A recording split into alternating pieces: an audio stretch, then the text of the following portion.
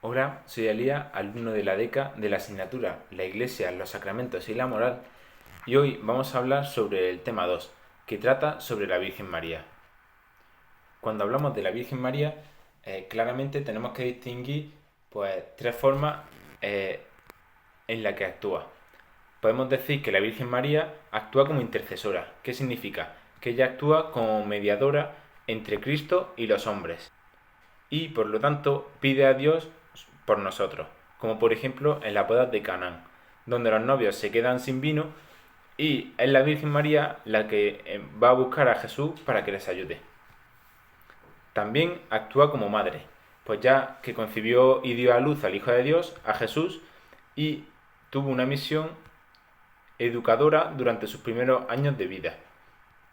Además, en la cruz le entregó a la Virgen a la humanidad y entregó la humanidad a la Virgen, para que fuese su madre, representado por San Juan.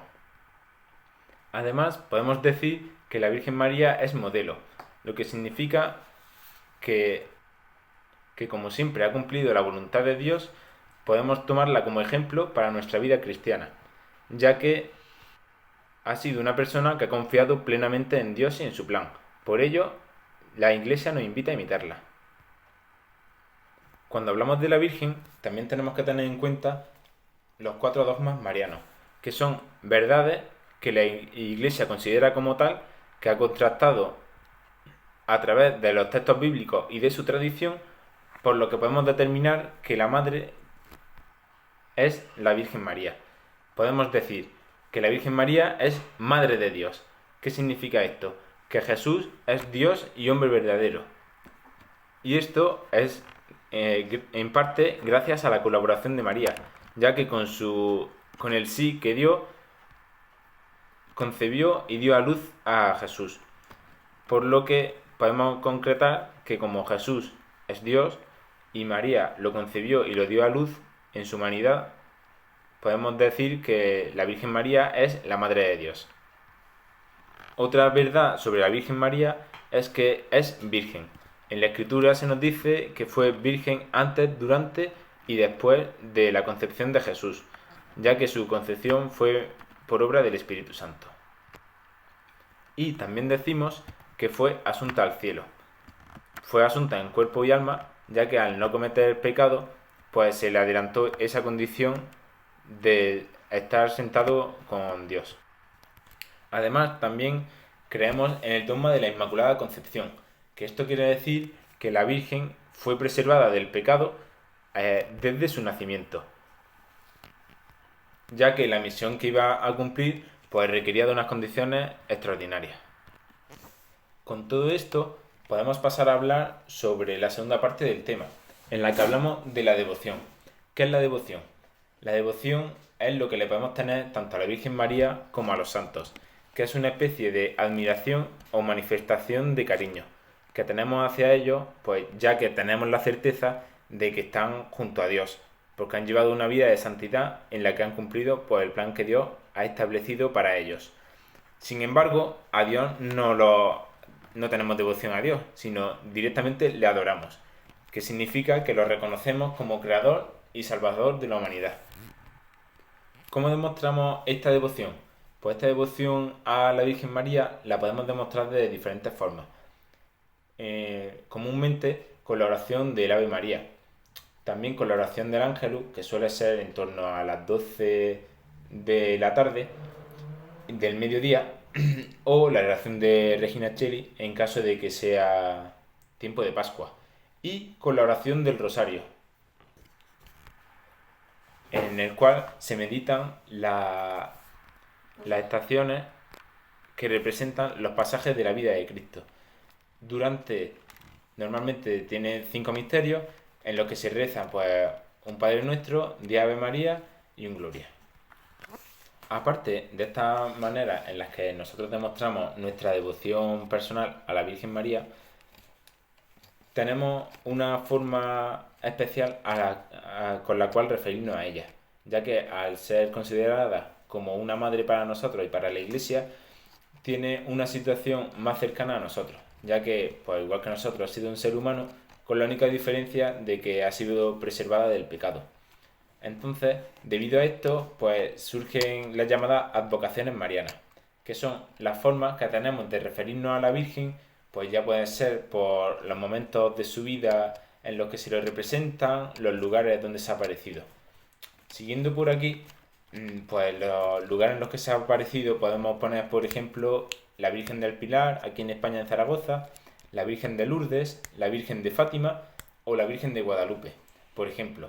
Estas apariciones de la Virgen pues no son dogma de fe, o sea, realmente no son necesarias para la salvación de la humanidad. Por ello, no es importante o necesario para esa salvación pues creerla o visitarla o rezar en aquellos lugares donde estas apariciones han sucedido. Pero ¿cómo sabemos que estas apariciones son certeras?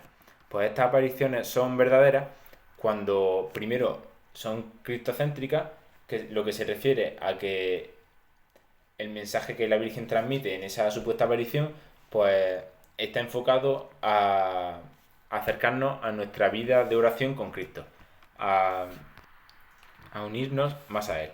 Entonces, en primer lugar tiene que ser cristocéntrica. En segundo lugar, no puede aportar nada nuevo a la revelación de Cristo. Cristo ya vino en su venida a la tierra y completó el mensaje pues, de la historia de la salvación que se fue contando desde el Antiguo Testamento hasta que llegó Jesús y con su muerte y resurrección pues culminó este mensaje. Por lo que las supuestas apariciones en ningún momento deberían dar información extra sobre la vida de Jesús, aunque simplemente pueden hacer alguna aportación o dar algún matiz que nos pueda ser revelado para entender en plenitud lo que ya sabemos. Y por último, decir que estas apariciones de la Virgen María pues tienen sentido en cuanto a que pues ella es nuestra madre y en los momentos de debilidad de la humanidad o en la que se ha visto más alejada de Dios, pues ella como con esa función de intercesora y de madre que hemos dicho antes que tiene, pues se puede aparecer de manera que nos ayude o nos aconseje un camino de cercanía pues con su Hijo, con Dios, pues pidiendo más oración, pidiendo la conversión de los pecadores o mostrando visiones o imágenes sobre pues, el futuro o sobre situaciones un poco pues apocalípticas en función de la no creencia de la gente. Por ello, estas apariciones debemos tomarlas como pues la preocupación de una madre que viene a ayudarnos y viene a aconsejarnos en los malos momentos. Ahora vamos a continuar hablando sobre el tema 3, donde nos metemos de lleno en el año litúrgico, en los sacramentos y en los sacramentales. Vale, ¿qué es la liturgia? La liturgia es un concepto muy amplio que abarca todos los hechos que se celebran en la fe cristiana, en los sacramentos. Entonces, podemos ver que en estos sacramentos, que son instituidos por Cristo, todos los sacramentos están instituidos en algún momento durante la vida de Cristo, y en los que se nos concede de una forma especial la gracia de Dios. ¿Cuáles son estos sacramentos? Pues ordenados serían el primero el bautismo, el segundo la confirmación, el tercero la penitencia, el cuarto la Eucaristía, el quinto la unción de enfermos, el sexto el orden sacerdotal y el séptimo el matrimonio. Estos sacramentos, que son instituidos por Cristo, son necesarios para nuestra vida cristiana y para nuestra salvación. Siendo importante, por ejemplo, el bautismo, que sería tanto el bautismo como la confirmación como la Eucaristía, serían los sacramentos de iniciación a la vida cristiana, pues necesarios para empezar a vivir pues como Dios nos ha creado y como Él ha querido. Luego, los sacramentos tanto de penitencia como de unción de enfermos serían sacramentos de curación, pues el de penitencia de curación espiritual y el de unción de enfermos, pues de curación física en caso, y el orden sacerdotal y el matrimonio están destinados al servicio a la comunidad. Estos sacramentos pues tienen la misión de que todas las personas que los reciban en cualquiera de sus vocaciones pues hagan un servicio a la comunidad cristiana, pues tanto con su hijo educándolo en la fe para ser futuros cristianos, como para el sacerdote que va a acabar siendo el mensajero de Cristo en la tierra. Vale, ¿y qué son los sacramentales? Pues los sacramentales son todas aquellas cosas que se bendicen, que pueden servir de ayuda para cumplimentar estos sacramentos o para tener más presente en nuestra vida a Cristo, y pueden ser, por ejemplo, el agua bendita, el aceite o los objetos que se bendicen. Y estos sacramentales no son directamente instituidos por Dios, sino que los instituye la Iglesia como medio de acercarnos a Dios o de tenerlo presente en nuestra vida. Y ya a partir de estos sacramentos y sacramentales entraríamos a hablar del año litúrgico. El año litúrgico se refiere pues al orden en el que se celebran anualmente los momentos más importantes pues de la vida cristiana. Pues por ejemplo el Adviento, la Navidad, el tiempo ordinario, la Cuaresma y la Pascua. Están ordenados de tal manera que ocupan pues un año que empieza este año litúrgico, que como decimos empieza en Adviento, que sería 4 semanas de preparación para la venida del nacimiento de Cristo. Suele caer y empezar cerca del día de San Andrés. El siguiente periodo litúrgico sería la Navidad, en la que celebramos pues, el nacimiento de Cristo, pues que Cristo se encarna en la Virgen María y nace pues, para salvarnos.